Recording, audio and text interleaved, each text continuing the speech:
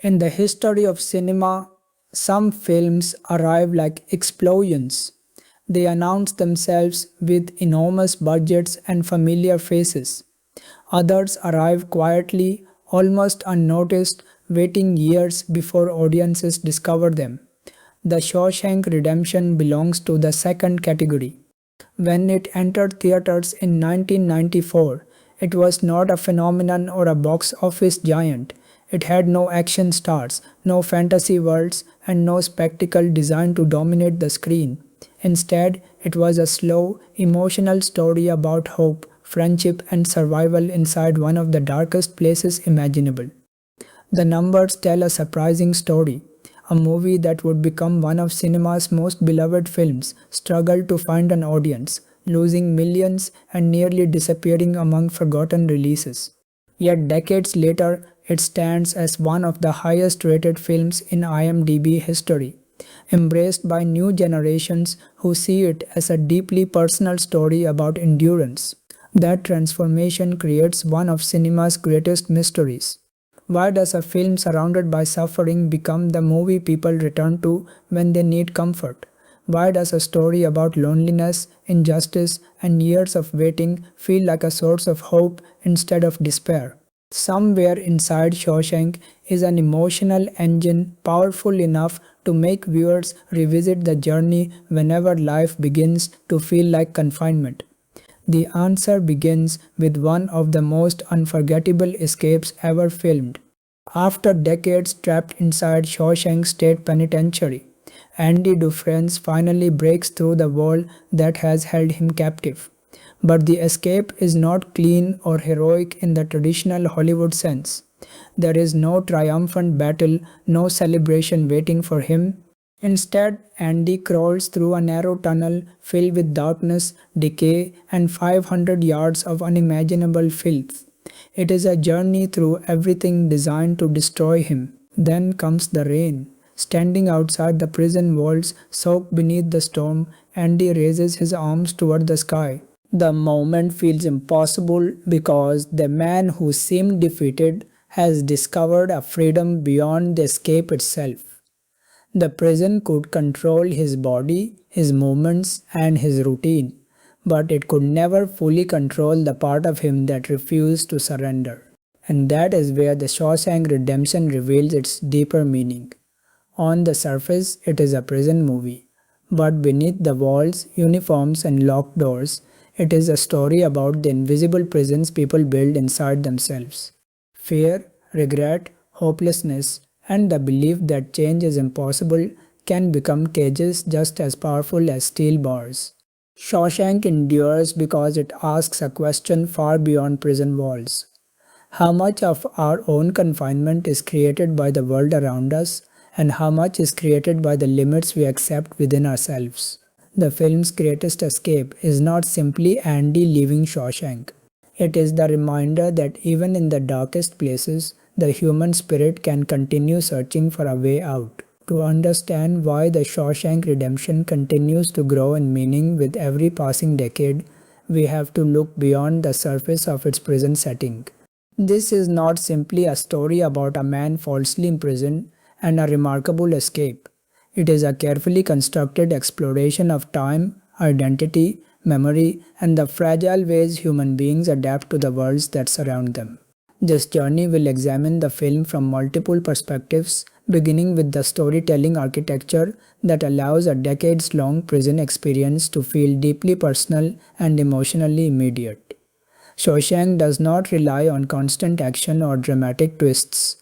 Instead, it builds its power through patience, allowing small moments, quiet conversations, and seemingly ordinary details to accumulate until they become unforgettable. Understanding that structure reveals why the film's emotional impact grows stronger rather than weaker over time. At the center of this analysis is the psychology of its characters, especially the contrast between Andy Dufresne and Alice Redding. Their relationship becomes the emotional foundation of the story, representing two different responses to suffering. One character survives by protecting an inner sense of possibility, while the other has learned to accept the boundaries placed around him. Their journey reveals one of the film's most profound ideas. Survival is not only about enduring hardship but about preserving a sense of self while doing so. We will also explore the visual language that transforms Shawshank from a simple prison drama into a deeply symbolic experience. The walls, the corridors, the routines, and even moments of open sky are not just locations. They become reflections of the character's emotional states. Every visual choice contributes to the larger conversation about confinement and freedom, both physical and psychological. The film's sound design and musical identity offer another essential layer. Thomas Newman's unforgettable score does not overpower the story, it quietly guides the audience through moments of isolation, hope, and transformation. The music becomes almost like an emotional voice, expressing feelings that the characters themselves cannot always communicate. Beyond the filmmaking itself, this exploration will examine how Frank Darabont reshaped Stephen King's original themes into a cinematic meditation on human endurance. While King's work is often associated with horror, Shawshank reveals another side of his storytelling: the fear of losing oneself, the struggle against hopelessness, and the search for meaning in impossible circumstances. But perhaps the most important question is why this story feels more relevant today than ever before. Institutionalization is not limited to prison walls. It exists anywhere people become trapped by routine, fear, expectations, or the belief that they no longer have the ability to change. Modern life can create its own invisible cells through burnout, isolation, and emotional exhaustion. Many people may never experience a physical prison, yet still understand the feeling of waking up inside a life that seems impossible to escape. The enduring power of the Shawshank Redemption comes from the fact that Andy's journey is not only about leaving a prison, it is about remembering that freedom begins long before the doors open. It begins with the decision to believe that another life is still possible. For many viewers, The Shawshank Redemption was not discovered in a crowded theater or through a major cinematic event. It arrived unexpectedly, almost like Andy's message hidden inside a prison wall waiting for someone to find it. Maybe it was discovered during a late-night television broadcast while flipping through channels with no intention of watching an entire movie. Maybe it was through an old VHS tape passed between friends, a recommendation from someone who simply said, "You have to see this film." Or maybe it appeared during one of those quiet moments when the world feels asleep and a familiar story suddenly feels like it was made specifically for you. There is a unique cultural memory attached to Shawshank. For countless viewers, the film became connected to those late night hours when distractions disappear and the story had room to breathe. Without the pressure of a theatrical release or the excitement surrounding a new blockbuster, audiences discovered it slowly. They stayed because something about it felt different. What began as background television became an emotional experience they carried long after the final scene.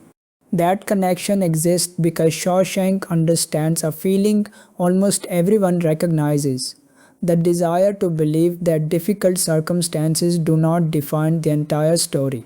Andy Dufresne's struggle is extreme, but the emotions surrounding it are universal. The loneliness of being misunderstood, the frustration of losing control over your own life, the fear that years can pass without anything truly changing. These feelings exist far beyond prison walls. At the center of that emotional experience is the friendship between Andy and Red. Their relationship is one of the rare portrayals of male intimacy in cinema that does not depend on dramatic declarations or exaggerated displays of emotion. Their bond grows through conversation, trust, and the simple act of two people choosing to understand each other. In a place where vulnerability is often treated as weakness, their friendship becomes a quiet rebellion. Red, a man who has spent decades adapting to prison life, becomes the perfect observer of Andy's transformation. He does not immediately understand Andy's hope, and perhaps that is what makes their connection so powerful. Their friendship is not built because they are the same. It is built because they represent two different ways of surviving. One protects the belief that life can still become something greater. The other slowly rediscovers that belief through the presence of someone who refuses to abandon it. This is why The Shawshank Redemption has become more than a film people admire. It has become a companion people return to. It appears during moments of uncertainty, personal struggles, and periods when the future feels unclear. Like the music Andy plays through the prison speakers, the film offers a brief reminder that something beautiful can still exist even in places designed to remove hope. Looking back at Shawshank today is not only an opportunity to analyze one of cinema's greatest achievements, it is also a chance to revisit a story that has quietly accompanied millions of people through different stages of their lives. Beneath its prison walls and decades of hardship lies a simple human truth. Sometimes the stories that save us are the ones that remind us we were never completely trapped. Before The Shawshank Redemption became one of the most celebrated films in cinematic history, it existed only as a quiet story hidden within the pages of a Stephen King collection. At the time, the idea that this particular work could become a major motion picture was far from obvious. Stephen King was already known as a master of horror, a writer whose name was associated with supernatural terror, monsters, and psychological nightmares. But Rita Hayworth and Shawshank Redemption was something entirely different.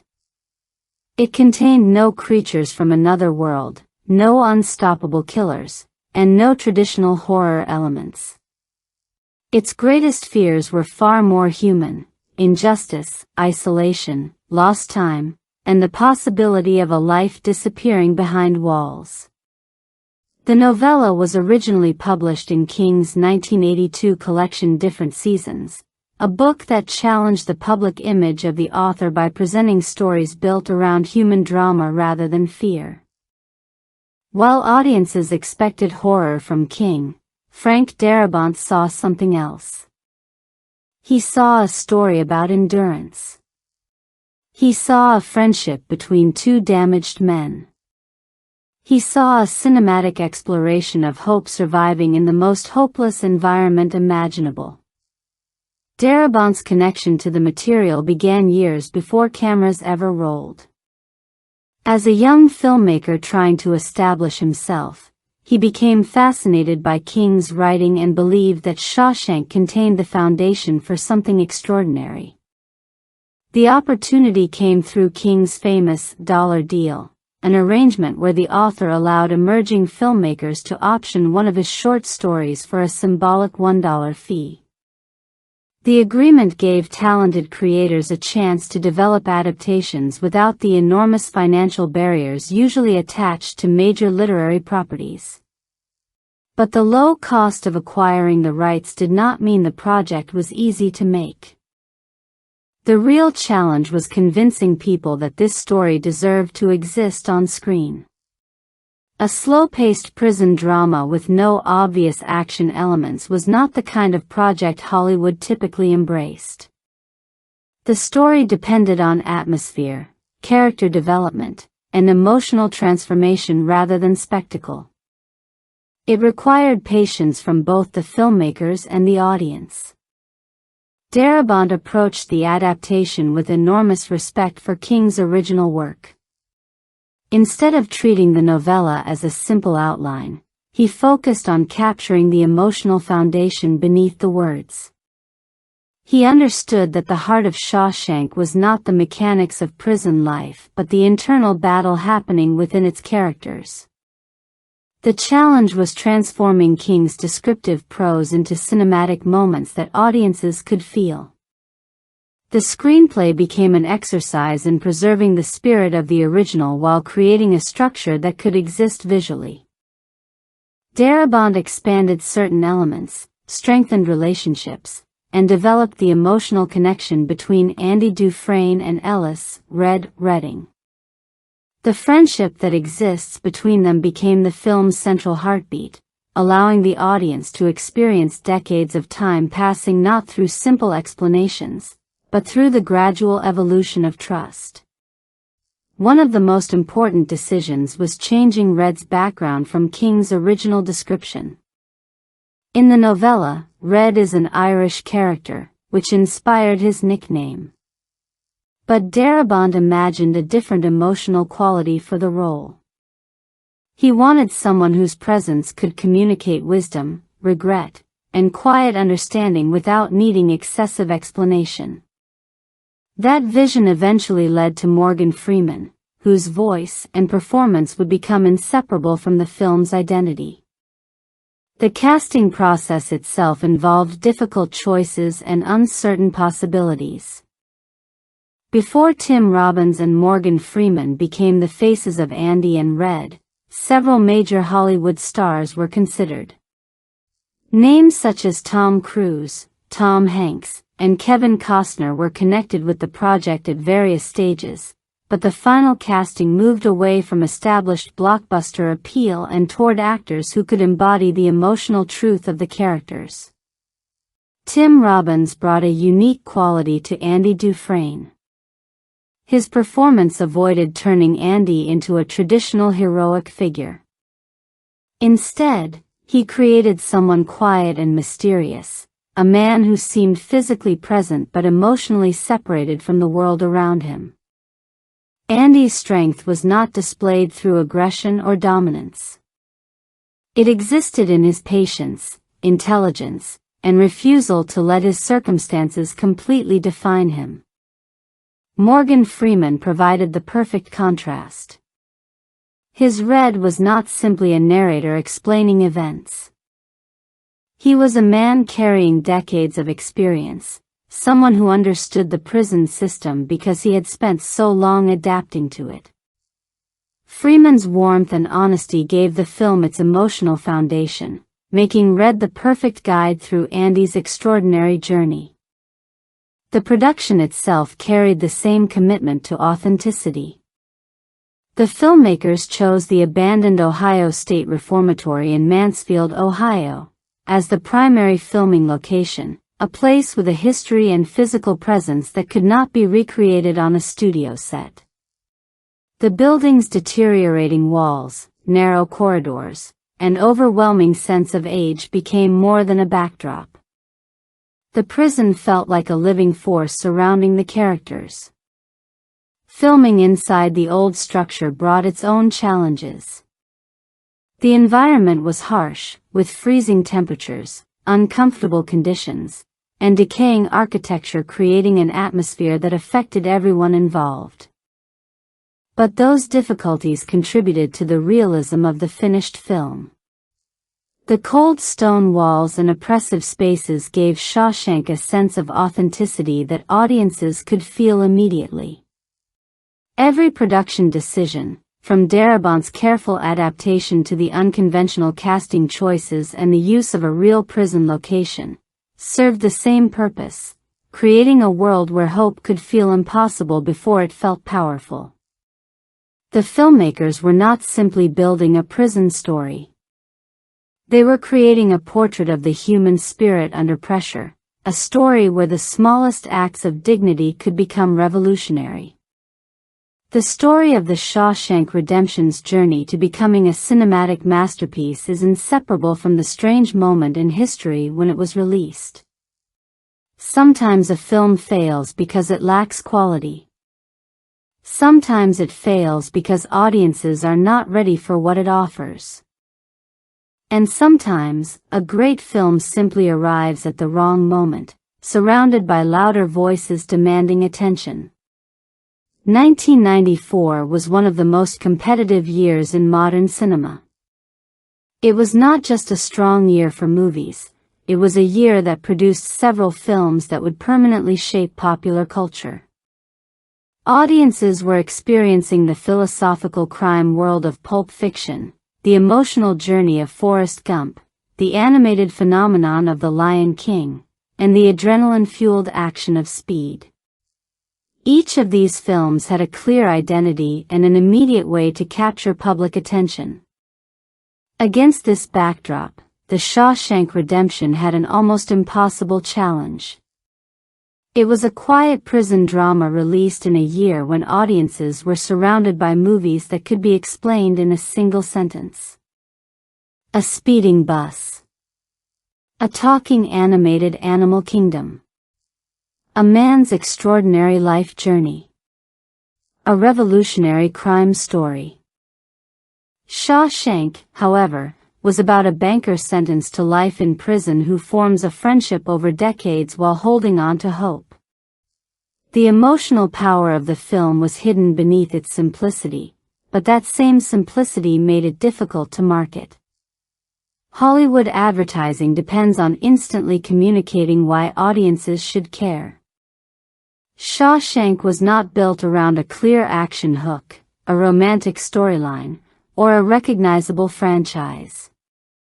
Its greatest strengths, patience, character development, and emotional transformation, were difficult to summarize in a 30-second trailer. Even the title created an unexpected obstacle. The original title, Rita Hayworth and Shawshank Redemption, reflected Stephen King's novella, but it created confusion among potential viewers. Many people assumed the movie was connected to the famous actress Rita Hayworth, perhaps imagining a Hollywood biography or a story centered around the actress herself. Others simply found the title too long and unfamiliar. It did not immediately suggest a prison drama, and it offered no obvious indication of what emotional experience waited inside. Eventually, the title was shortened to The Shawshank Redemption, but even then, the challenge remained. The word Shawshank meant nothing to audiences unfamiliar with the story. It sounded like a place, but not necessarily a place people wanted to spend 2 hours visiting. Combined with redemption, it suggested something serious and heavy, but gave no indication of the warmth and humanity hidden beneath the darkness. The marketing campaign struggled to solve this problem. The promotional materials leaned heavily into the prison setting, presenting the film as a bleak and serious drama. But the movie's true appeal was not simply that it took place inside a prison. It was about friendship, resilience, and the search for freedom within impossible circumstances. The advertising emphasized the walls but failed to communicate the emotional escape waiting beyond them. The original poster and trailers also faced the difficult task of selling a story without traditional commercial elements. There were no explosions, no glamorous stars positioned as larger-than-life attractions, and no obvious conflict that could be transformed into a simple marketing message. In a marketplace filled with high-concept entertainment, Shawshank appeared slow, serious, and intimidating. The audience response reflected this disconnect. When the film arrived in theaters, curiosity was limited. The opening numbers were modest, and word of mouth struggled to overcome the lack of initial interest. During its original theatrical run, The Shawshank Redemption earned roughly $16 million domestically against a production budget of around $25 million, making it a financial disappointment. For a film that would eventually become one of the most beloved movies ever made, the beginning was surprisingly quiet. There were no massive crowds, no immediate cultural explosion, and no sign that audiences were witnessing a future classic. Instead, Shawshank entered theaters almost invisible, surrounded by bigger movies with stronger marketing campaigns and more recognizable identities. But there was something unusual about the people who did discover it. They did not simply enjoy the film, they connected with it. They recommended it. They talked about it. They carried its message forward. The same qualities that made Shawshank difficult to sell, the slow pacing, the emotional depth, the focus on human connection, would eventually become the reasons it survived. The film that seemed impossible to market was quietly becoming impossible to forget. Its journey from overlooked release to cultural masterpiece would not happen overnight. It would come through persistence, discovery, and the one place where stories often find their second life, the audience itself. The first moments of the Shawshank Redemption immediately establish a world built on uncertainty. Before the prison walls appear, before the uniforms and routines take over, the film begins with a question that will quietly follow Andy Dufresne throughout his entire journey. Is he truly guilty? The year is 1947, and Andy stands inside a courtroom facing the destruction of his entire future. The scene is not presented like a traditional courtroom drama where every answer is revealed and justice arrives with certainty. Instead, director Frank Darabont creates an atmosphere of doubt. Through carefully controlled editing, the film places Andy's calm expression against the horrific details of the crime he is accused of committing. The audience hears the story of a man whose life collapsed into a night of anger and violence. Andy, a successful banker, is accused of murdering his wife and her lover after discovering their affair. The prosecution presents a devastating argument, suggesting that jealousy transformed a quiet man into a killer. Yet Andy's reaction is what makes the scene unsettling. He does not perform innocence in the way audiences expect. He does not break down or desperately fight for sympathy. He simply stands there, distant and almost emotionally frozen. That silence creates the first mystery surrounding Andy Dufresne. Is it the silence of guilt? Or is it the silence of someone who understands that the truth may not matter anymore? The film refuses to provide an easy answer, forcing viewers to experience the same uncertainty that surrounds Andy's new reality. This ambiguity is important because Shawshank is not primarily interested in proving whether Andy deserves punishment. It is interested in exploring what happens to a human being after the world has already decided who they are. When Andy arrives at Shawshank State Penitentiary, the contrast is immediate. The courtroom was a place where words determined fate. Shawshank is a place where power determines survival. The outside world disappears behind enormous walls, and the prisoners entering the facility are stripped of identity before they even have a chance to speak. This is where Ellis Boyd, Redding becomes the audience's guide. Through Red's narration, the prison is introduced not simply as a location but as a complete ecosystem. Red understands Shawshank because he has spent years learning its rules. He knows who holds power, who can be trusted, and what people will sacrifice to survive. His voice carries a mixture of humor, regret, and exhaustion. He is not a rebellious outsider observing the system. He is someone who has adapted to it. That adaptation is what makes Red such a fascinating character from the beginning. He is known as the man who can get things, the prison's unofficial supplier of contraband. For newcomers, he represents access to small pieces of the outside world, cigarettes, tools, and objects that remind inmates they once belonged to a life beyond the walls.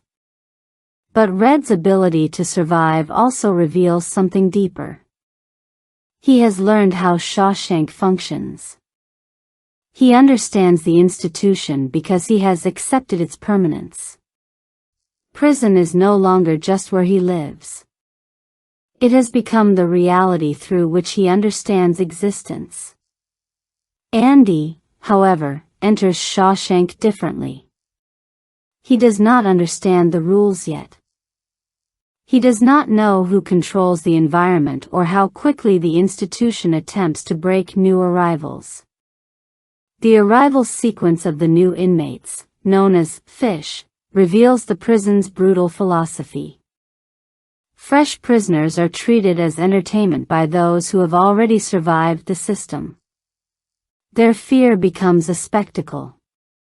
Their uncertainty becomes weakness. Before they have even entered their cells, they are reminded that Shawshank's first lesson is that nobody is special. The people enforcing this system are introduced through two very different forms of authority. Warden Samuel Norton presents himself as a man of faith and discipline, constantly using religious language to justify his actions. His public image is built around morality and order, but beneath that surface exists a desire for control. The contradiction between his spiritual appearance and his abuse of power becomes one of the film's most important examples of institutional hypocrisy. Captain Byron Hadley represents a more direct form of violence. Where Norton manipulates through authority and appearances, Hadley relies on intimidation. His physical presence establishes fear immediately. He does not need complicated explanations because the prison already understands the language he speaks: force. The arrival of the new inmates reaches its darkest point on their first night.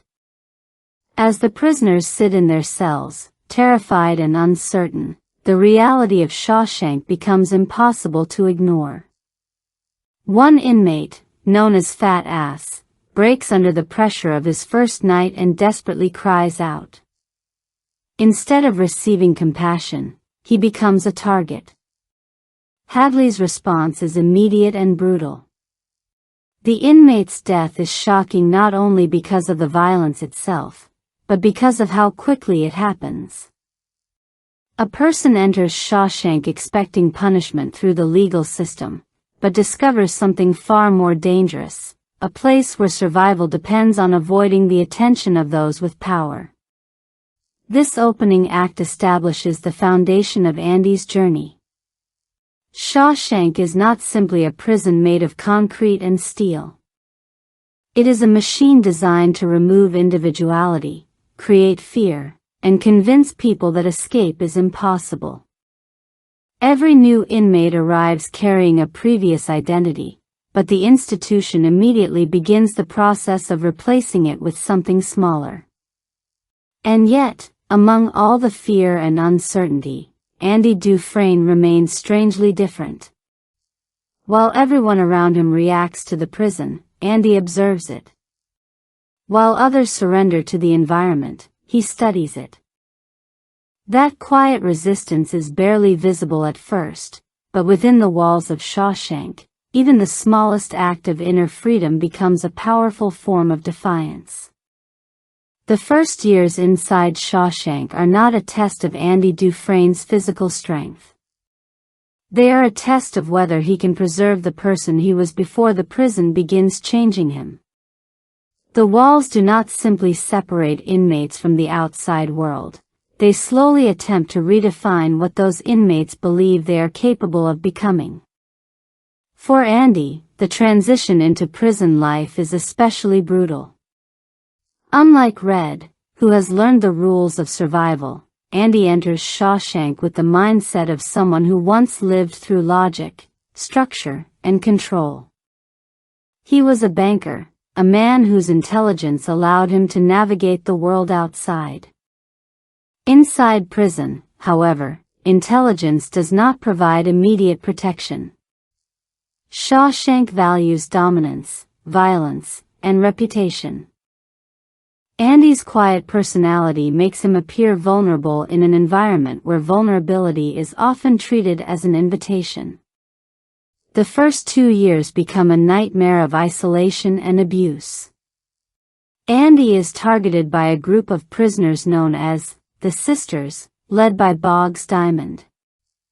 They repeatedly attack him, using violence as a way to establish control and break his sense of identity.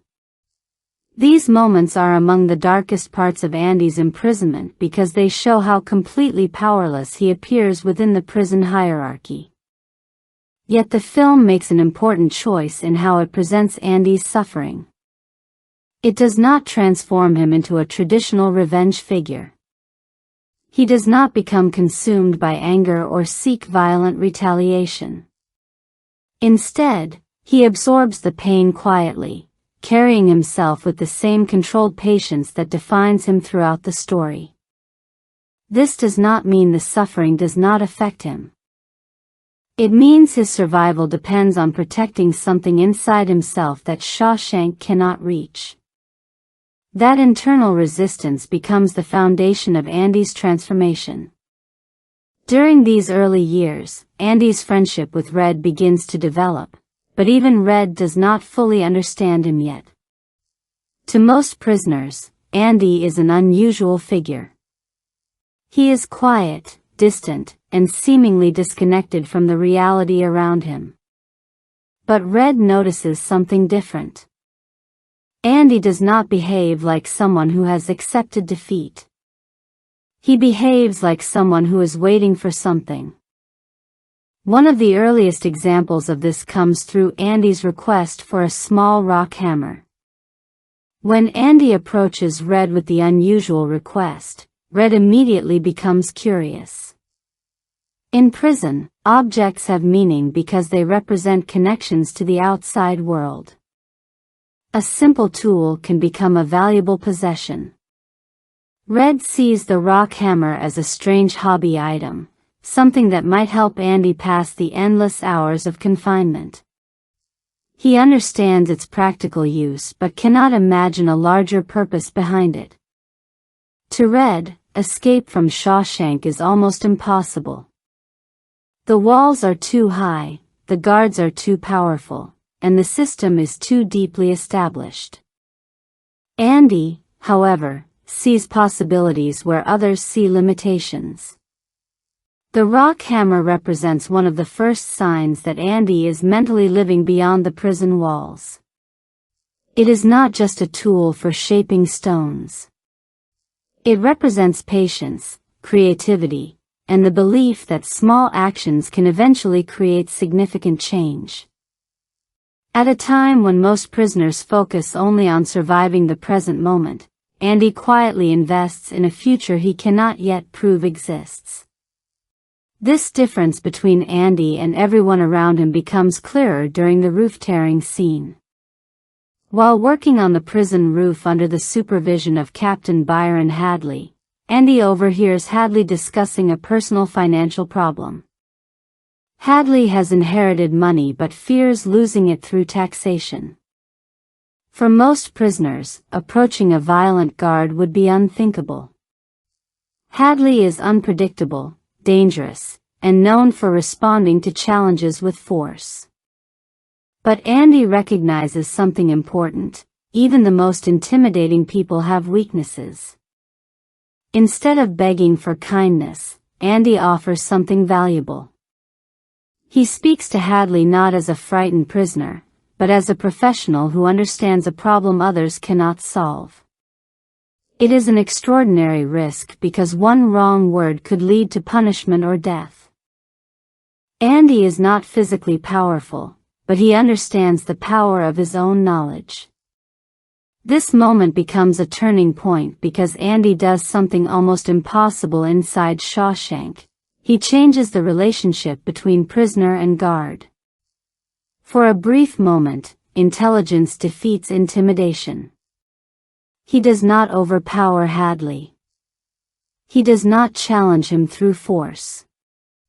He simply reminds him that he has something the guard needs. The reward is simple but deeply symbolic: cold beers for Andy and his fellow inmates working on the roof. On the surface, the scene appears almost ordinary. A group of prisoners sitting together after hard labor, drinking beer while the sun shines above them. But emotionally, the moment represents something much greater. For a few minutes, the men are no longer inmates being controlled by a system. They are workers sharing a peaceful afternoon, experiencing a small piece of normal life. Red later describes the feeling perfectly. They sat there with the sun on their shoulders and felt like free men. That sentence captures one of Shawshank's most powerful ideas. Freedom is not always a physical condition. Sometimes it exists in brief moments when people remember who they are beyond their circumstances. The prison walls remain around them. Their sentences have not changed. Their futures are still uncertain. Yet Andy creates a moment where the institution temporarily loses its power. The roof scene is the first time Andy begins influencing the world around him rather than simply enduring it. It reveals that his greatest weapon was never strength or aggression. It was the ability to see possibilities where others saw only walls. And in a place designed to convince people that hope is dangerous, Andy quietly begins proving that hope itself can be a form of survival. For years, Andy Dufresne survives Shawshank by holding on to one belief: that somewhere beyond the walls, the truth still matters. It is the foundation beneath everything he does. The books he collects, the library he builds, the small moments of dignity he creates, all of it comes from the idea that a person can endure suffering if they believe there is a possibility of eventual freedom. Then Tommy Williams arrives, and for the first time, that possibility appears within reach.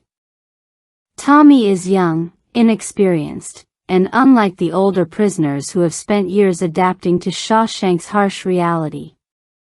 He enters the prison carrying the energy of someone who has not yet been completely shaped by the system. Through his friendship with Andy and Red, he slowly becomes more than another inmate.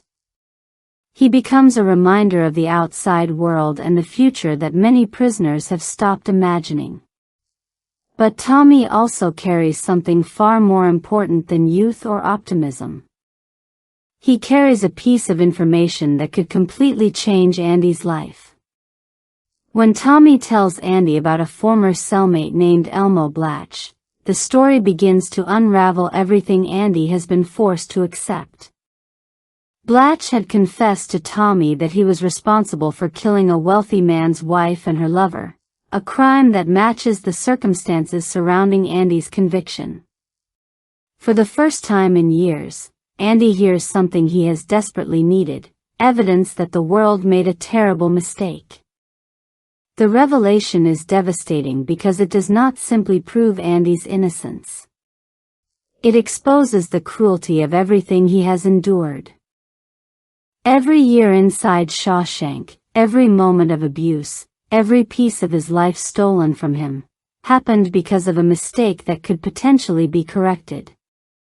But the discovery also creates a dangerous problem. Andy's greatest hope becomes a threat to the people who control Shawshank. The person standing between Andy and freedom is not the legal system, not the prison walls, and not even his original conviction. It is Warden Samuel Norton. Throughout the film, Norton presents himself as a servant of morality and order, but his true power comes from manipulation and corruption. He has built an empire inside Shawshank through illegal financial schemes, using Andy's accounting skills to hide and manage his criminal activities. Andy's knowledge has made him valuable. And now, it has also made him dangerous. Believing that the truth will finally force justice to happen, Andy confronts Norton. This moment reveals one of the most heartbreaking misunderstandings in the entire story. After decades of experiencing corruption, violence, and injustice, Andy still holds onto the belief that honesty can defeat the system. He approaches Norton expecting a human response from someone who has spent years proving he does not operate like a moral person. Andy believes that once Norton understands the truth, he will have no choice but to help him. But Norton does not see Andy as a victim who deserves freedom. He sees him as an asset that cannot be replaced. If Andy leaves Shawshank, Norton loses the person who keeps his financial crimes hidden. The warden's carefully constructed image of respectability begins to collapse. The same intelligence that allowed Andy to survive prison has also made him the person Norton fears most. Norton's response is not anger alone. It is calculated cruelty. Rather than allowing the truth to emerge, he removes the person who could prove it. Tommy, the young inmate who represents Andy's chance at justice, becomes another victim of Shawshank's corruption. Under Norton's orders, Captain Hadley kills Tommy, eliminating the evidence that could expose the system's failure. The tragedy of Tommy's death is not only that an innocent person loses his life. It is that his murder confirms Andy's darkest realization. Shawshank is not simply a prison where mistakes happen. It is a place where powerful people can protect themselves by destroying anyone who threatens them. Andy's punishment for challenging Norton is immediate. He is sent to solitary confinement, a place designed to remove all human connection and force a person into complete isolation. After years of surviving through friendship, conversation, and small moments of hope, Andy is trapped alone with the reality of what has happened. This is his true breaking point. Before Tommy's death, Andy still believed the system was broken but reparable. After Tommy's death, he understands something far more frightening. The system is not failing accidentally. It is functioning exactly as the people in power want it to function.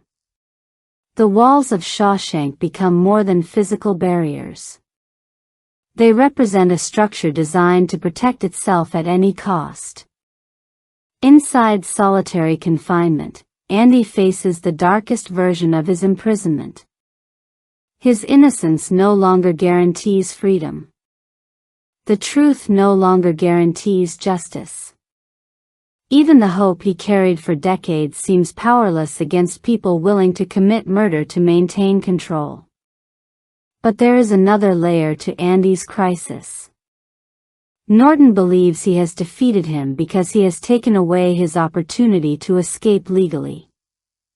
He believes isolation will weaken Andy's spirit and force him back into obedience. What Norton fails to understand is that Andy's greatest strength was never based on what the outside world could give him. It came from something he carried within himself. For decades, Andy has been quietly preparing for a future nobody else believes exists. The warden thinks he has trapped Andy completely, but he does not realize that the man he has spent years controlling has also spent years observing, planning, and waiting. The moment that appears to destroy Andy may actually be the moment when he becomes impossible for Shawshank to contain. For decades, Shawshank State Penitentiary attempts to convince Andy Dufresne of one simple idea, that his life belongs to the institution.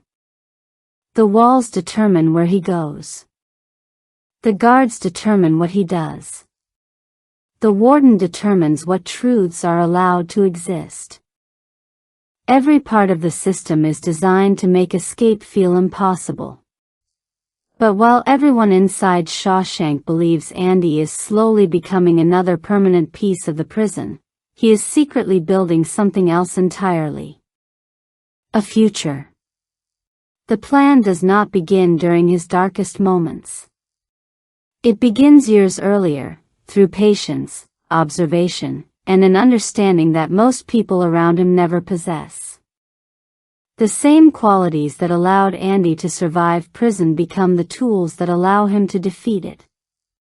He does not escape through violence. He does not overpower his enemies. He escapes through time, intelligence, and an unwavering belief that his life is still his own. The stormy night of his escape is one of cinema's most powerful moments because it represents the complete reversal of everything Shawshank has tried to do to him. For years, the prison has controlled Andy's movements. Now, in the darkness of a thunderstorm, Andy moves through the institution unnoticed, carrying out the final steps of a plan that has been hidden in plain sight. The preparation is almost impossible to comprehend. Behind the poster of Rita Hayworth, the symbol of dreams and a world beyond prison walls, Andy has spent years creating a path to freedom with nothing more than a small rock hammer and extraordinary patience. Every piece of the plan reflects his character. It requires the same qualities he has demonstrated since arriving at Shawshank: discipline, intelligence, and the ability to believe in something that nobody else can see. The escape itself is not glamorous. It is not a heroic sprint toward freedom. It is a brutal journey through darkness and filth. Andy crawls through approximately 500 yards of sewage-filled tunnel, moving through one of the most disgusting environments imaginable. It is a physical representation of everything he has endured: humiliation, suffering, fear, and years of being treated as less than human. But the symbolism is impossible to ignore. Andy must pass through the worst possible conditions before reaching the life he has fought to reclaim. He literally moves through the waste created by the institution that imprisoned him and emerges on the other side transformed. The prison attempts to bury him, but instead, he uses everything it threw at him as the path to freedom. When morning arrives, Shawshank discovers something that seems impossible. Andy Dufresne is gone. The revelation begins with confusion. The guards search his cell, expecting to find the man they believe they understand. Instead, they find the evidence of a plan so carefully hidden that it feels almost unreal. The discovery of the hole behind the Rita Hayworth poster becomes one of the film's most memorable images because it represents a truth that had been there all along. The possibility of escape existed long before anyone recognized it. For Warden Norton, the discovery is not simply the loss of an inmate. It is the collapse of the entire illusion of control he has built. He believed he owned Andy's talents, his labor, and his future. He believed the prison had permanently shaped him. But the truth is that Andy had been free in the one place Norton could never reach: his mind. The consequences of Andy's escape extend far beyond his own freedom. For years, Norton used Andy's financial expertise to hide his corruption. The fake identity of Randall Stevens, created through years of careful planning, becomes the final weapon against him. Andy does not simply disappear. He dismantles the system that tried to destroy him. He withdraws the money connected to Norton's illegal operations and sends evidence of the warden's crimes to newspapers, exposing the corruption hidden behind Shawshank's walls. The same intelligence Norton exploited for years becomes the force that brings him down. The warden's downfall is a perfect example of the film's idea of redemption and consequence. Norton spent years using morality as a disguise while committing acts of cruelty and corruption. Eventually, the truth he tried to bury becomes impossible to escape. When authorities finally arrive to confront him, Norton's world collapses completely. The power he depended on disappears in a single moment. Unable to face the consequences of his actions, he chooses his own end rather than surrender to justice. But the true emotional resolution of Shawshank is not found in Norton's punishment. It is found in Red. After Andy's escape, Red is left behind with something he has spent decades avoiding: hope. For years, he believed dreams were dangerous because dreams created disappointment. He had learned to survive by accepting the boundaries of his life. Andy's friendship challenged that belief, but losing Andy forces Red to confront the question he has avoided for decades. Can he believe in freedom too?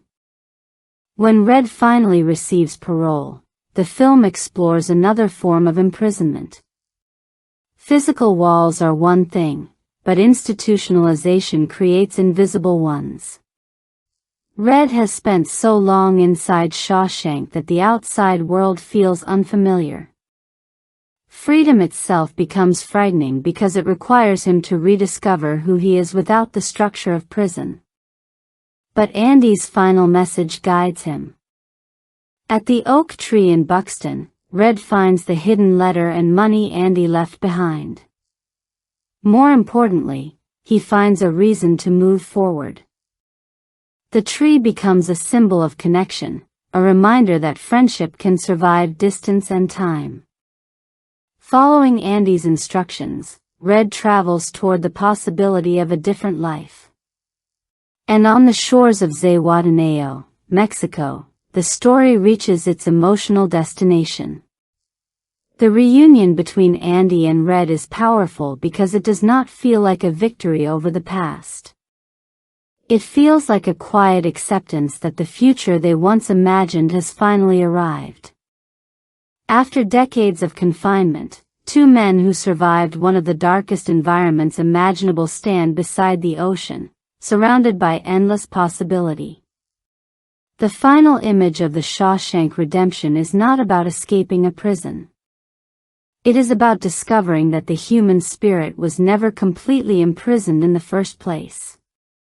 Andy's journey proves that hope can survive years of suffering. Red's journey proves that it is never too late to begin again. The walls of Shawshank remain behind them, but the greatest escape was always internal. They did not simply leave prison. They remembered how to live. In a genre often dominated by characters who fight their way through conflict with physical strength, Andy Dufresne represents something far more unusual.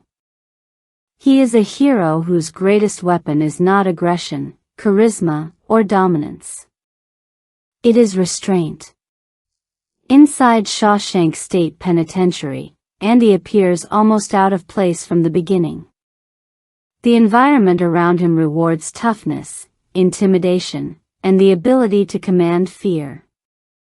Prison culture is built around a very traditional idea of power. The strongest survive, the loudest are noticed, and vulnerability is punished. Yet Andy enters this world carrying none of those qualities on the surface. He is quiet, analytical, emotionally controlled. At first glance, these traits make him seem weak. To the other inmates and guards, Andy appears like someone who will eventually be broken by Shawshank. He is not physically imposing like the men who dominate the prison hierarchy. He does not attempt to prove himself through violence. He does not demand respect through intimidation. But that is exactly what makes Andy such a fascinating character. His strength exists in a place that Shawshank cannot easily reach, his mind. Andy represents a different kind of cinematic hero, the stoic intellectual who survives not by overpowering his environment but by refusing to allow his environment to overpower him. His calmness is not a lack of emotion. It is a form of control. Every day inside Shawshank presents him with opportunities to surrender, to anger, despair, or hatred, but Andy continuously chooses discipline instead. This makes his journey more psychologically complex than a simple story of innocence versus injustice. On the surface, Andy's goal is clear. He wants to survive prison and prove that he did not commit the crime that sent him there. He wants his freedom restored. He wants the world to acknowledge that a terrible mistake has been made. But beneath that external struggle exists a deeper emotional conflict. Andy is haunted not only by the crime he was accused of, but also by the failures of his life before prison. His marriage was already falling apart before the murder of his wife. Although he maintains his innocence regarding the killings, Andy carries a private burden, the knowledge that he was emotionally distant from the person he loved most. The film carefully avoids turning Andy into a completely perfect victim. He is innocent of murder, but he is not presented as someone without flaws. He admits that he was difficult to reach, that his dedication to his work created distance between himself and his wife. This emotional awareness separates him from a traditional revenge character. Andy is not simply angry at a world that wronged him. He is also forced to confront the parts of himself he wishes he could change. His imprisonment becomes both a physical punishment and an emotional confrontation. Shawshank takes away almost everything Andy once had: his career, his freedom, his reputation, and his future. But in losing those external identities, he is forced to examine the person underneath them. The question is no longer only whether Andy can escape prison. It becomes whether he can forgive himself enough to believe he deserves a life beyond it. This is why hope is so important to Andy's character. The film does not present hope as a comforting fantasy or a simple belief that everything will magically improve. Andy's hope is active. It requires effort, patience, and preparation. He does not sit inside his cell waiting for freedom to arrive. He builds toward it every day. He collects rocks. He studies geology. He creates a library. He writes letters for years to secure funding for books. He plays music through the prison speakers. Each action is a small declaration that Shawshank does not have complete ownership over him. These interests are not just hobbies. They are acts of psychological resistance. The rock collection represents Andy's connection to the natural world, something that exists beyond the prison's artificial boundaries. Geology becomes a reminder that time itself can create transformation. A rough stone can become something beautiful through patience and pressure, much like Andy's own journey. Chess serves a similar purpose. The game represents strategy, patience, and thinking beyond immediate circumstances. In an environment where survival often depends on reacting quickly to threats, chess allows Andy to continue using the part of himself that prison tries to suppress: his ability to think several steps ahead. Music becomes perhaps his most powerful form of resistance. When Andy plays Mozart throughout the prison, the moment becomes more than entertainment. The music creates a temporary escape that belongs to everyone inside Shawshank. For a few minutes, prisoners who have been reduced to numbers and routines are reminded that they are still human beings capable of experiencing beauty. The guards can lock bodies away, but they cannot completely control imagination.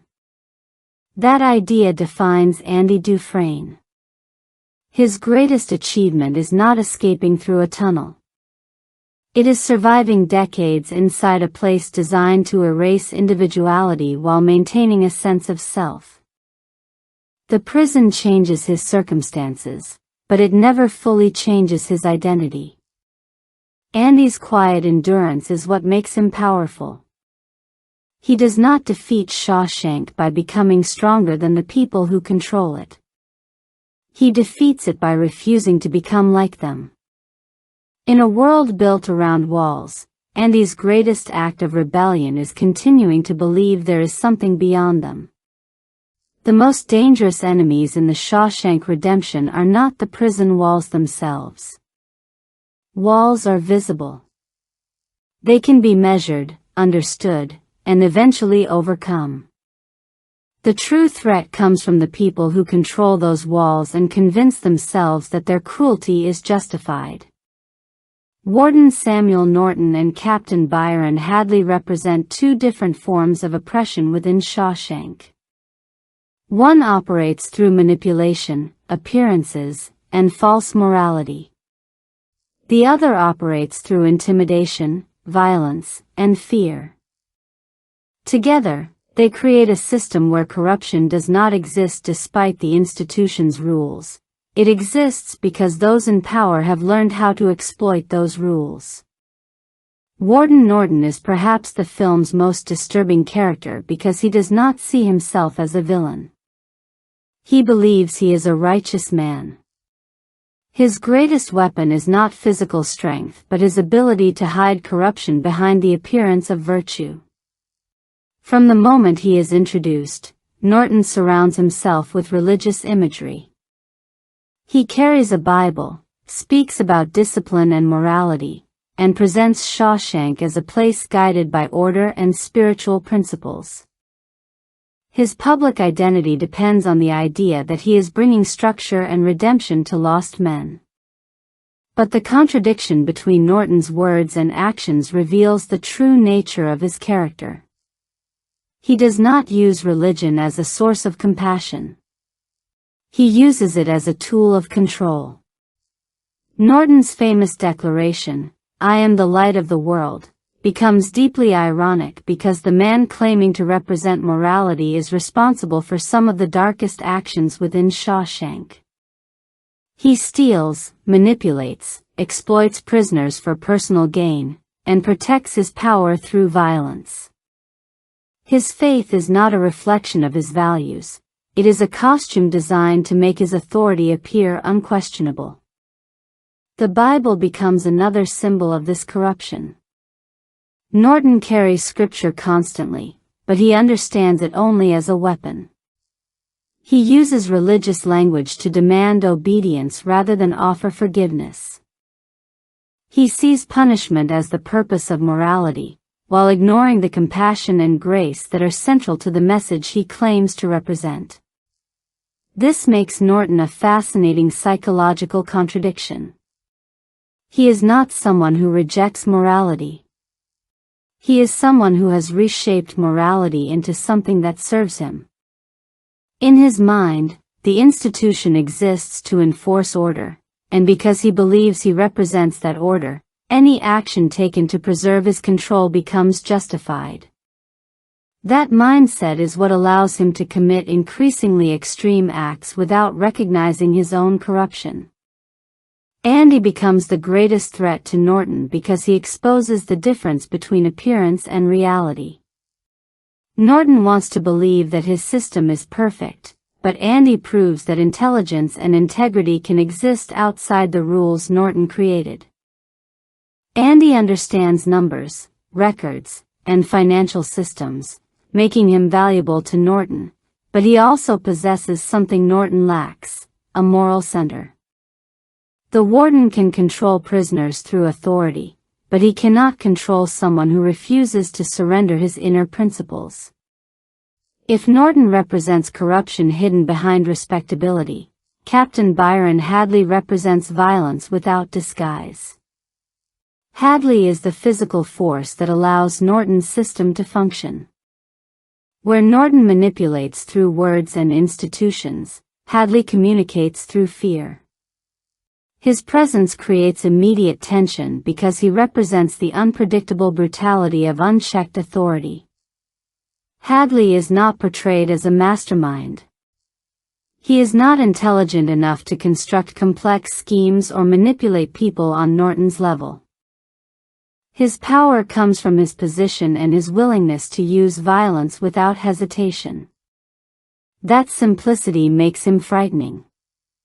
Hadley is a man driven by impulse, frustration, and aggression. He does not need philosophical justification to hurt people. He has been given authority, and he uses that authority to satisfy his own emotions. His violence reveals another uncomfortable truth about institutions. Corruption does not survive only because of the people who design it. It survives because others are willing to carry out those orders. The relationship between Norton and Hadley creates a disturbing partnership. Norton provides the justification. Hadley provides the force. One creates the system, and the other enforces it. Together, they represent two sides of the same oppressive structure. This is why their downfall feels so satisfying. The film does not defeat them through random punishment.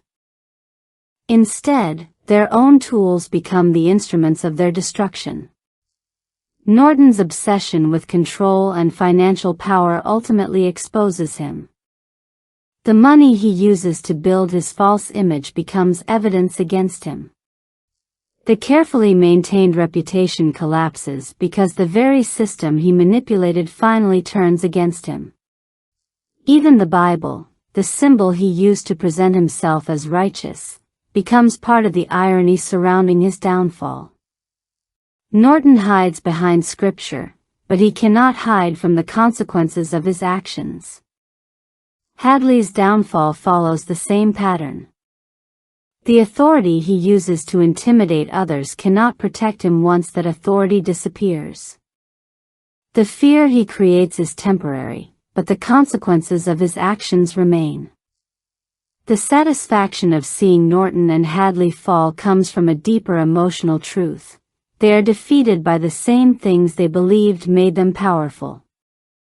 Money, authority, reputation, and institutional control all fail when confronted by the truth. The Shawshank Redemption understands that the most powerful form of justice is not always revenge. Sometimes it is exposure. Sometimes it is watching people who built their lives on control discover that control was never as permanent as they believed. Norton spent years convincing others that the prison belonged to him. In the end, he discovers that no institution can permanently protect those who corrupt it. While Andy Dufresne represents the fight to preserve hope, the supporting characters of the Shawshank Redemption reveal what happens when hope is damaged, forgotten, or rediscovered through others. The film's emotional power does not come only from Andy's journey. It comes from the community surrounding him, a group of men who have all been shaped by the same walls but respond to confinement in completely different ways. At the center of that community is Ellis Boyd, Red Redding. Red is not simply the narrator of the story. He is the emotional bridge between the audience and Shawshank itself. Through his voice, viewers understand the prison's routines, its unwritten rules, and the psychological effects of living inside an institution for decades. But what makes Red compelling is that his narration is not completely objective. He is a man looking back on his own life, carrying the perspective of someone who has spent years learning how to survive. When Andy first arrives, Red represents the opposite philosophy. Andy believes in possibilities. Red believes in reality.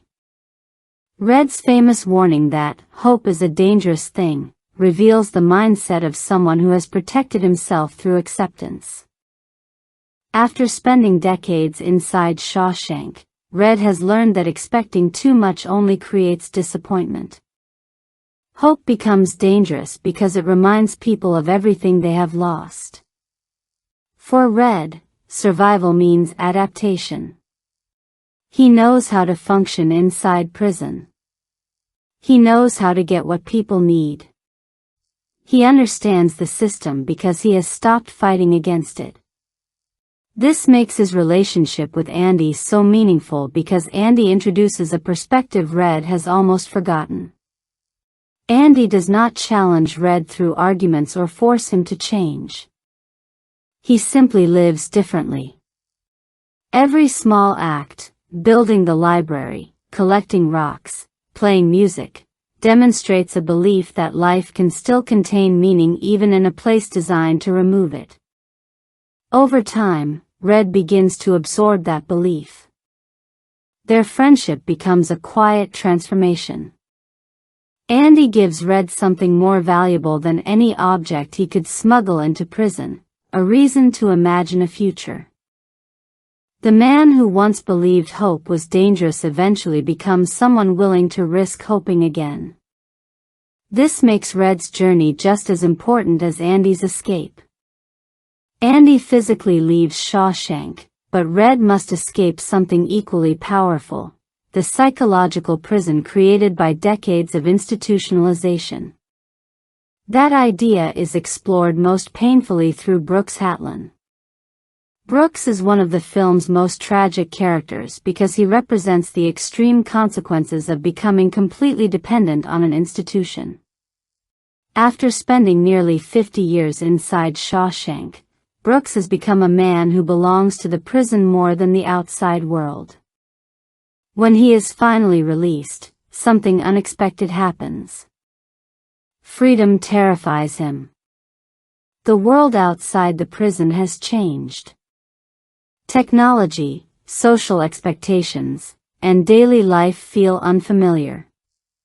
The routines that once controlled him are suddenly gone, leaving him without a sense of purpose.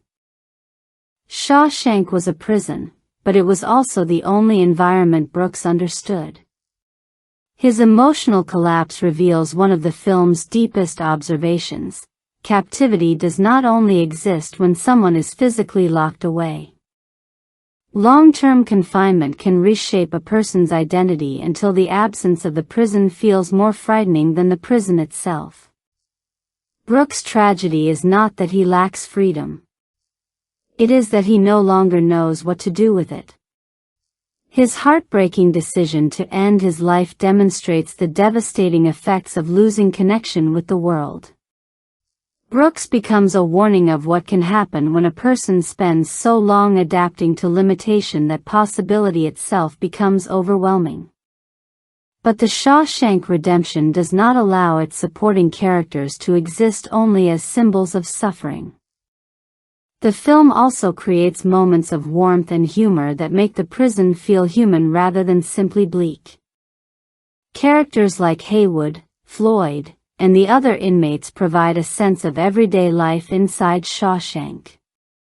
Their conversations about ordinary things, their jokes, and their endless debates reveal something important. Even in the harshest environments, people continue creating small moments of normality. The discussion about Alexander Dumas, or the humorous misunderstanding of the author's name as dumbass, is a perfect example. It is a simple comedic moment, but it serves a larger purpose. These men are not just prisoners defined by their crimes or sentences. They are individuals with personalities, memories, and relationships. The humor reminds the audience that humanity survives in unexpected places. The inmates create a kind of surrogate family inside Shawshank. They share resources, exchange stories, support each other, and find moments of connection within a system designed to isolate them. Their relationships do not erase the cruelty surrounding them, but they provide resistance against it. This collective brotherhood becomes one of the film's most important emotional ideas. Shawshank attempts to reduce people into numbers, schedules, and categories. But friendship allows these men to remember that they are still individuals. A conversation in the prison yard, a shared laugh during work, or a quiet moment of understanding becomes an act of preservation. The supporting cast gives the film its emotional depth because they show the many possible outcomes of life inside the walls. Brooks shows what happens when someone loses the ability to adapt beyond the institution. Red shows that transformation is still possible. The ensemble shows that even within a broken system, human connection can create moments of dignity. Ultimately, The Shawshank Redemption is not only Andy's story. It is the story of everyone trying to remain human in a place designed to make them forget they ever were. At the heart of the Shawshank Redemption is a philosophical battle that exists far beyond the prison walls. It is not simply a conflict between inmates and guards, or between freedom and captivity. It is a deeper struggle between two opposing forces inside the human mind, the ability to hope and the temptation to surrender. The film's greatest question is not whether a person can escape a prison. It is whether a person can escape the mindset created by one. Shawshank State Penitentiary functions as more than a physical location. It represents any environment where people slowly lose their sense of possibility. The institution does not need to destroy everyone through violence alone. Its most effective weapon is repetition. Years of identical routines, limited choices, and constant control gradually convince people that this is all life can ever be. This is the meaning behind institutionalization. The concept is most clearly represented through Brooks Hatlen, whose decades inside Shawshank transformed the prison from a place of punishment into the only world he understands. When he is released, freedom does not feel like a gift. It feels like uncertainty. The outside world demands choices, independence, and adaptation, things Brooks has not needed to practice for half a century. His tragedy reveals one of the film's most uncomfortable truths. People can become attached to the very systems that limit them because those systems provide familiarity. A controlled life can eventually feel safer than an unknown one. But Brooks is only one possible response to confinement. Red represents another. For most of his life inside Shawshank, Red survives through acceptance. He understands the rules, knows how to navigate the institution, and avoids expecting anything beyond what prison allows him to have. When Andy speaks about hope, Red initially sees it as a dangerous illusion. Hope creates the possibility of disappointment, and disappointment can be painful. Yet Andy's presence slowly changes him. Through their friendship, Red begins to understand that institutionalization is not only about physical imprisonment. It is about surrendering the belief that change is possible. Andy does not simply offer Red friendship, he offers him another way of seeing the world.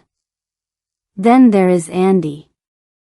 Andy represents the opposite response to the same environment. The prison controls his body, but it never fully controls his imagination. He understands that hope is not a passive feeling that appears when circumstances improve. It is an active discipline requiring commitment every single day. This is why Andy's famous philosophy of choosing between getting busy living or getting busy dying carries so much weight. The statement is not about ignoring reality or pretending suffering does not exist. Andy understands suffering better than almost anyone. It is about refusing to allow suffering to become the complete definition of a person's existence. Hope, in Shawshank, is survival. It is the force that allows Andy to write letters for years, build a library, collect rocks, and continue planning a future that nobody else believes can happen. His escape is not created in a single moment of inspiration. It is created through thousands of small decisions made over nearly 2 decades. The rock hammer becomes the perfect symbol of this idea. To everyone else, it appears insignificant. A tiny tool against enormous concrete walls. A hopeless object facing an impossible barrier. But Andy understands something about time and patience that the people around him do not. Small actions repeated consistently can eventually create extraordinary change. The tunnel is not only a physical path to freedom. It represents the power of persistence. Every piece of concrete removed is an act of belief. Every year spent waiting is a refusal to accept that his life has ended. The film suggests that transformation rarely happens through one dramatic moment. More often, it comes through quiet decisions that seem meaningless until they accumulate into something powerful. This idea also defines Red's eventual redemption. The title of the film is not only about Andy's escape. It is also about Red's emotional rebirth. For years, Red believes his identity is defined by his past and by the judgment of the system that controls his future. The parole board asks whether he has been rehabilitated, but their question represents a larger issue: who has the authority to decide whether someone deserves another chance? Red's redemption begins when he stops performing for approval and starts making his own choices. He no longer seeks permission to live. He chooses life because he finally believes he is capable of one. That is the ultimate message of the Shawshank Redemption. Freedom is not simply the absence of walls. It is the presence of possibility. A person can be physically free and still trapped by fear, regret, or hopelessness. Another person can be surrounded by walls and still protect an inner world that remains untouched. Andy escapes Shawshank because he never allows Shawshank to become his entire identity. And Red finds freedom because he finally learns to believe that his story is not finished. The Shawshank Redemption is a film where objects and images often communicate what words cannot. Beneath the dialogue and performances exists a carefully constructed visual language, one where ordinary elements become symbols of survival, transformation, and freedom. Frank Darabont's direction, combined with Roger Deakins' cinematography, turns the prison environment into something more than a setting. The walls, shadows, objects, and spaces become reflections of the characters' internal struggles. The film understands that confinement is not only something experienced physically. It is something felt emotionally. Through visual contrast, Shawshank constantly reminds the audience of the difference between the world people are trapped in and the world they continue to imagine. One of the most recognizable symbols in the film is the collection of posters covering Andy's cell wall. At first glance, they appear to be simple decorations, small attempts to personalize an otherwise lifeless space. But their importance grows throughout the story because they represent Andy's connection to a world beyond Shawshank. The changing images on his wall also mark the passage of time. Beginning with Rita Hayworth, followed by Marilyn Monroe and later Raquel Welch, the posters reflect changing eras of popular culture while remaining symbols of beauty, freedom, and fantasy. Outside the prison, decades pass and society changes. Inside Shawshank, however, time moves slowly, measured by routines and repeated days. The posters become a reminder that another world continues to exist beyond the prison walls. But they also represent something more secretive. To everyone else, they are simply images of famous actresses. To Andy, they hide a purpose that nobody understands. The posters symbolize the difference between appearance and reality, a theme that runs throughout the entire film. What seems ordinary may contain something extraordinary. What seems impossible may already be in progress. The same idea applies to Andy's rock hammer. When Red first sees it, he views it as a harmless hobby item. A small tool for shaping rocks. Something to help pass the endless hours of imprisonment. But the hammer represents much more than a practical object.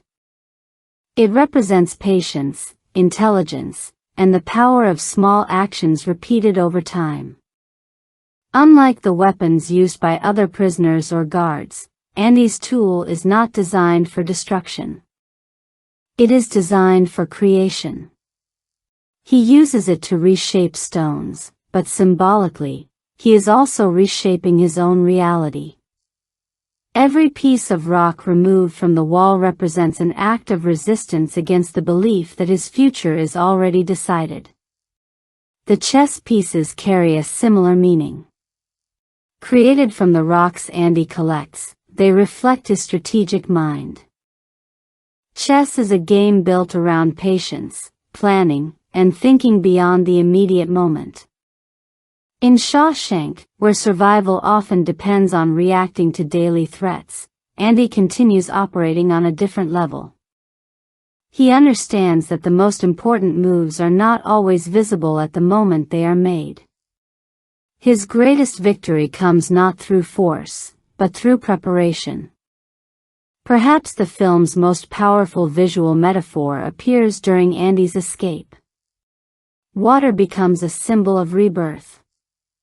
The journey begins with Andy crawling through a tunnel filled with sewage, moving through the waste and darkness created by years of imprisonment. It is a physically disgusting experience, but symbolically it represents the final stage of his transformation. He must pass through everything that represents humiliation and suffering before reaching a new existence. When he emerges into the storm and stands beneath the pouring rain, the image feels almost spiritual. The water washes away the identity Shawshank forced upon him. The prisoner number, the uniform, and the years of suffering are temporarily replaced by something more fundamental, a man reclaiming himself. The rain becomes a form of baptism. Andy is not simply escaping a building. He is being reborn. The visual contrast between darkness and light reinforces this transformation throughout the film. Deakins uses the prison environment to create a constant feeling of restriction. The interiors are often filled with harsh shadows, narrow spaces, and rigid patterns created by prison bars. The architecture itself appears designed to trap both the body and the spirit. Cells become cages not only because of their doors, but because of the way light enters them. The shadows remind the audience that the prisoners live inside a system built around control. But whenever the film allows moments of freedom, the visual language changes.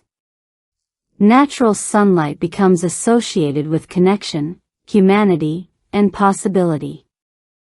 The roof scene, where Andy and the prisoners sit beneath the open sky, is powerful because the image briefly breaks away from the visual language of confinement.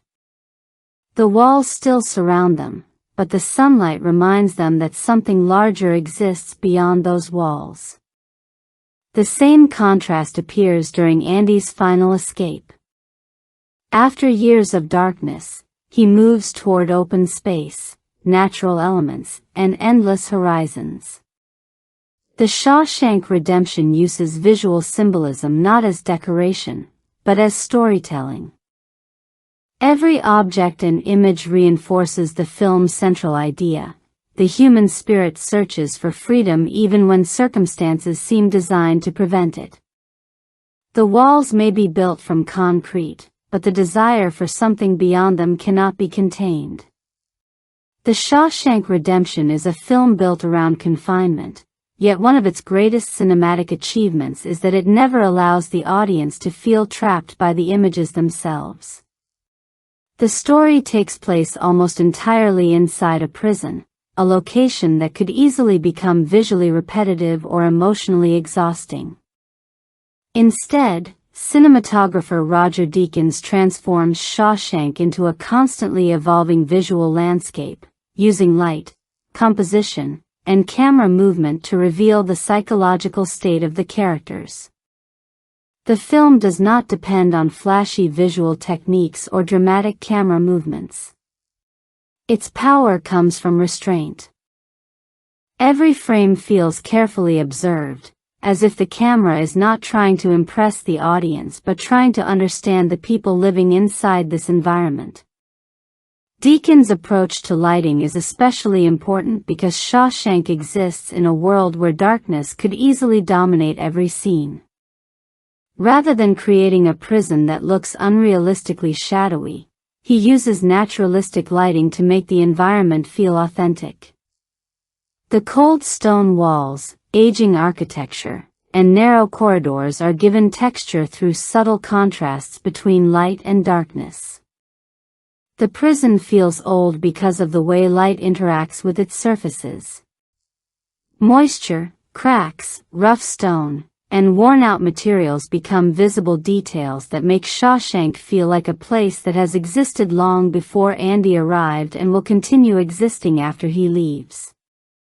This realism strengthens the emotional impact because the prison never feels like a fictional obstacle.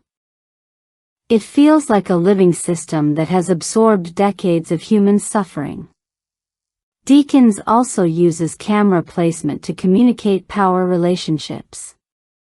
The position of the camera often tells the audience who controls a moment before a single word is spoken. When prisoners are shown from high angles, they frequently appear smaller within the frame. The perspective creates a sense of vulnerability, making the inmates look almost insignificant compared to the massive structure surrounding them. The prison becomes overwhelming, and the men inside it appear like small figures being controlled by an enormous machine. This visual approach reflects how the institution sees them. They are reduced to numbers, schedules, and routines. The camera reinforces the idea that Shawshank is designed to remove individuality. The treatment of Warden Norton creates a deliberate contrast. Norton is often framed in ways that enhance his authority. Low-angle shots make him appear larger and more commanding, visually reinforcing the image he wants to project, a powerful figure standing above those beneath him. The composition reflects his belief that he represents order and control. But the film gradually exposes the difference between appearance and reality. The same visual language that makes Norton appear powerful also reveals the artificial nature of that power. His authority exists because the institution supports him, not because he possesses true strength. The film's use of physical locations further strengthens this realism. The abandoned Ohio State Reformatory provided an atmosphere that no artificial set could completely recreate. Its enormous stone walls, aging corridors, and intimidating architecture gave the film a sense of history and authenticity. At the same time, the production carefully blended practical location work with constructed interiors to maintain control over the visual environment. The result is a world that feels both realistic and cinematic. The prison appears functional enough to believe in, yet symbolic enough to represent something larger than a single building. The architecture itself becomes part of the storytelling. The long corridors create a feeling of endless repetition. The cell blocks create patterns of separation and control. The towering walls constantly remind viewers that freedom exists somewhere beyond the frame. But the film's visual identity does not remain frozen. As Andy's journey progresses, the color and atmosphere slowly evolve. The early prison years are dominated by colder tones, muted blues, grays, and restrained colors that reflect isolation and emotional distance. The world of Shawshank feels drained of warmth, as if the institution has removed the vibrancy from everyday life. This does not mean the prison is visually lifeless. Deakins finds beauty within the darkness. Moments of sunlight, open spaces, and human connections stand out precisely because they are surrounded by such controlled environments. By contrast, the final images in Mexico feel like an entirely different visual world. The colors become warmer, the environment opens, and the frame finally breathes. The ocean, the sunlight, and the natural landscape create a sense of expansion that directly opposes the narrow spaces of Shawshank. The change is not only geographical. It is emotional. The same characters who spent decades surrounded by gray stone are finally placed within a world of open sky and endless possibility. The cinematography does not simply show freedom. It allows the audience to feel the difference between confinement and liberation. Roger Deakins' work in The Shawshank Redemption proves that visual storytelling does not require constant movement or spectacle. Sometimes the most powerful images are created through patience, observation, and understanding. Every shadow, every frame, and every change in light serves the same purpose, showing the invisible battle between a system designed to contain people and the human desire to move beyond it. In a film built around silence, waiting, and the slow passage of time, music becomes one of the most powerful emotional forces in The Shawshank Redemption. Thomas Newman's score does not announce itself with traditional Hollywood intensity. It does not attempt to force emotion onto the audience through dramatic orchestral explosions or obvious manipulation. Instead, it works almost like a quiet presence inside the story, gradually shaping the emotional landscape until the smallest musical moments carry enormous weight. Newman understood that Shawshank was not a film about constant action. It was a film about endurance. The emotional journey was not created through sudden victories or dramatic confrontations, but through years of small choices, personal connections, and moments of private resistance. The music needed to reflect that patience. Rather than creating a typical prison score filled with darkness and aggression, Newman chose a more delicate approach. His compositions often rely on unusual instrumental combinations, soft piano patterns, subtle strings, and carefully controlled textures. The result is a sound that feels both fragile and timeless, capturing the loneliness of confinement while preserving the possibility of hope. The restraint of the score mirrors Andy Dufresne himself. Like Andy, the music rarely demands attention. It waits.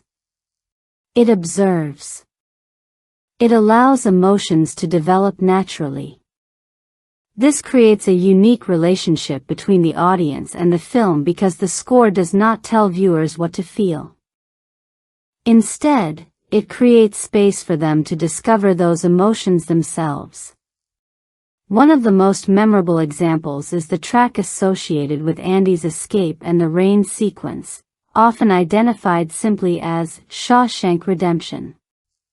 The music accompanying this moment represents the complete emotional transformation of the film. For most of the story, Andy's journey is defined by limitation.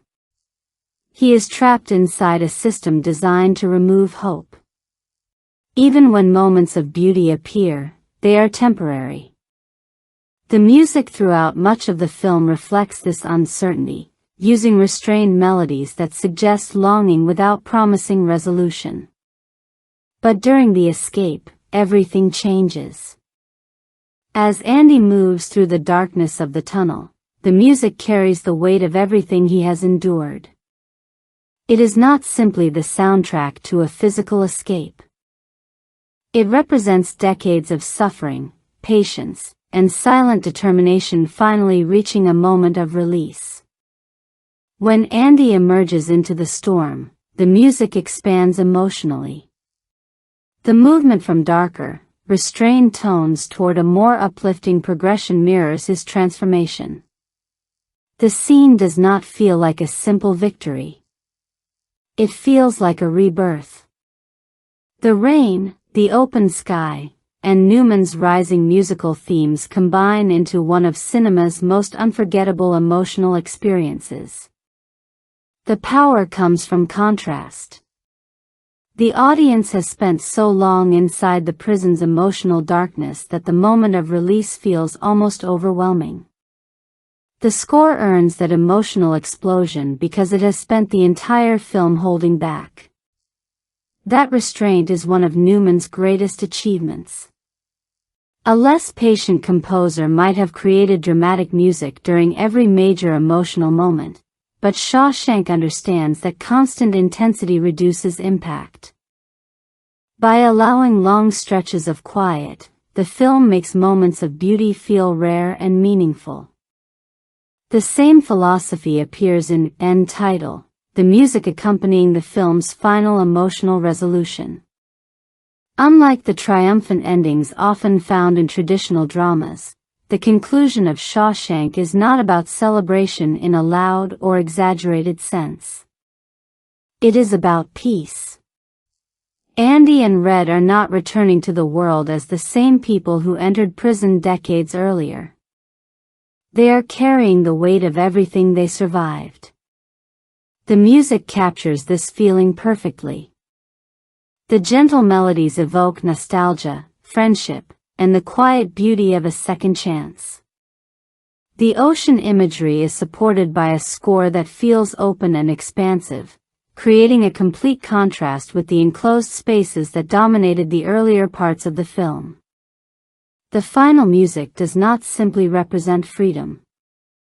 It represents acceptance. Andy and Red have reached a place where the past no longer controls them.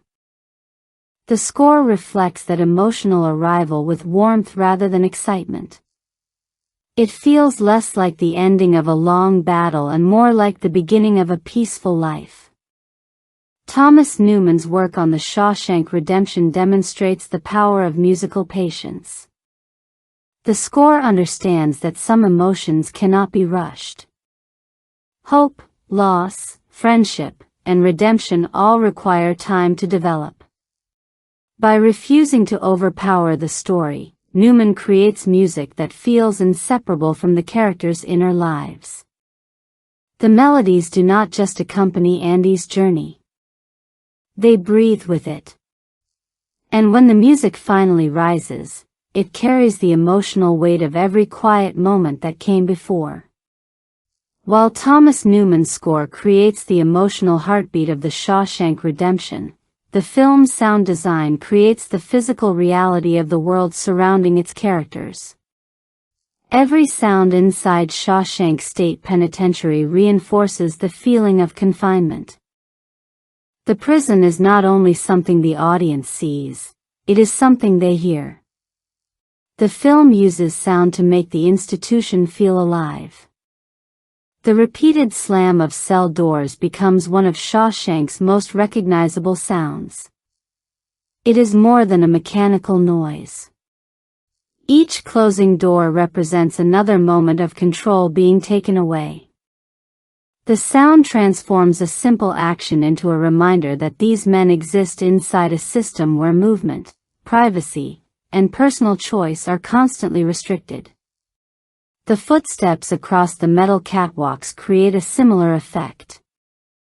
The sharp echoes moving through the cell blocks communicate authority before guards even appear on screen. The sound of boots above the prisoners suggests surveillance and control, creating the feeling that the institution is always present. Even the natural sounds surrounding the prison contribute to its atmosphere. Wind moving through the bars, distant voices echoing through corridors, and the constant emptiness of the stone interiors create a world that feels isolated from ordinary life. Shawshank is not silent, but its sounds often emphasize loneliness rather than connection. This careful use of environmental audio makes the audience understand the psychological experience of imprisonment.